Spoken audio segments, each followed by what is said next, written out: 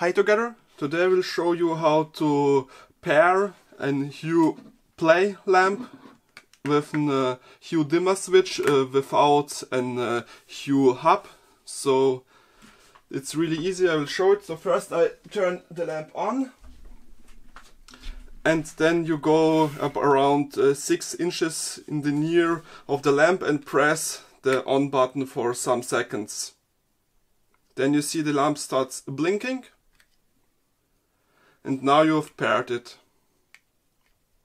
And you can control it.